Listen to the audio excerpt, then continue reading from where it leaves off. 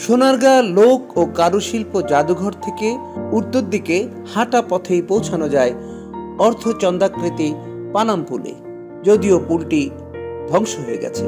এই পুল পেরিয়েই পানাম নগর এবং নগরী চিরে চলে যাওয়া পানাম সড়ক।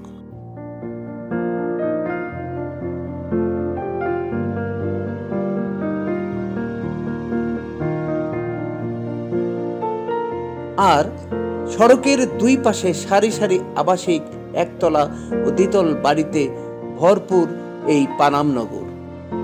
15 শতকে ঈসা খাঁ বাংলার প্রথম রাজধানী স্থাপন করেছিলেন সোনারগাঁয়ে।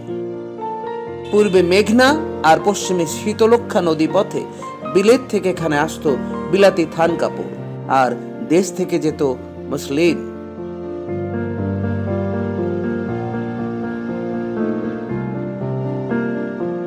ডব্লিউ হান্টারের অভিমত হলো, সুলতানি আমলে পানাম ছিল সোনারগাঁর রাজধানী, কিন্তু পানামে সুলতানি আমলের তেমন কোনো স্থাপত্য নজরে পড়ে না, তাই এই দাবিটির সত্যতা ঠিক প্রমাণিত নয়।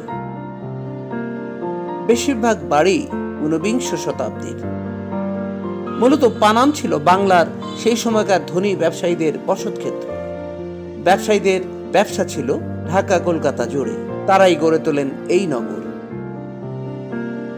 1611 খ্রিস্টাব্দে মোগলদের সোনারগাঁ অধিকারের পর সড়ক ও সেতু নির্মাণের ফলে রাজধানী শহরের সাথে পানাম এলাকার সরাসরি যোগাযোগ স্থাপিত হয় ও পানাম নগর সেতুর অবস্থান ও 3 দিকের খাল বেষ্টনী থেকে বোঝা যায় পানাম সোনারগাঁর একটা উপশহর ছিল।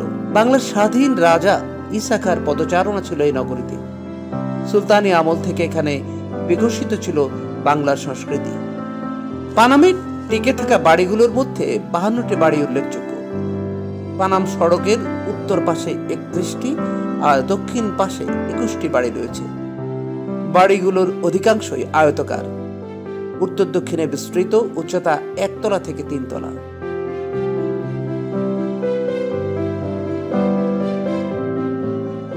বাড়িগুলির স্থাপত্যে ঔপনিবেশিকতা ছাড়াও মোগল, গ্রিক ও গান্ধার স্থাপত্যশৈলীর সাথে স্থানীয় কারিগরদের শিল্প কুশলতার অপূর্ব সংমিশ্রণ দেখা যায়। প্রতিটি বাড়িতে রয়েছে কারুকাজ এবং রঙের ব্যবহার। ইটের সঙ্গে ব্যবহার করা হয়েছে ঢালাই লোহার তৈরি ব্র্যাকেট, ভেন্টিলেটর আর জানালার গ্রিল। এছাড়াও বাড়িগুলোতে নকশা ও কাস্ট আয়রনের কাজ নিখুঁত। বেশিরভাগ বাড়ির চারিদিকের ঘেরা টোপের ভিতর আছে উন্মুক্ত উঠান। নগরীর যাতায়াতের জন্য রয়েছে একমাত্র রাস্তা, যা এ নগরীর মাঝখান দিয়ে বয়ে গেছে এপাশ ওপাশ।